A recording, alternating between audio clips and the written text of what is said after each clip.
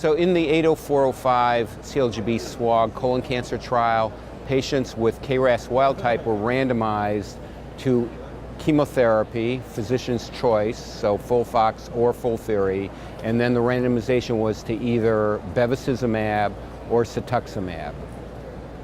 And there were about 1,100 patients in the study. So in this particular study, they looked at the anatomic location of the patients where they could verify the primary tumor occurred, either on the right side or the left side. There were a few transverse colons, those were eliminated.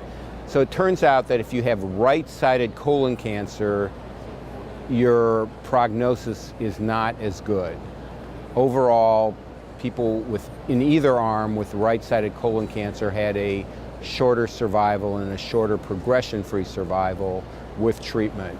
And it didn't matter so much which drug you got, but it appears that in general, on the right side, the cetuximab did not help very much, and on the left side, the cetuximab was perhaps a little better than Avastin.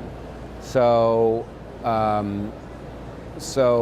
additional presentations at that same session made it look like the difference is really due to the biology.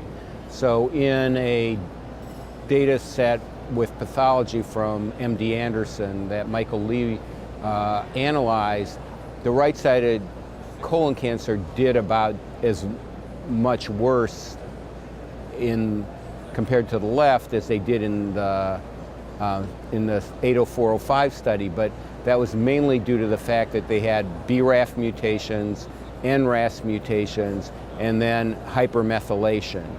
So if you take those factors out, then that accounts for most of the variability. There's still a little difference, but it basically tells us that the right versus left is a poor man's test for understanding the basic biology.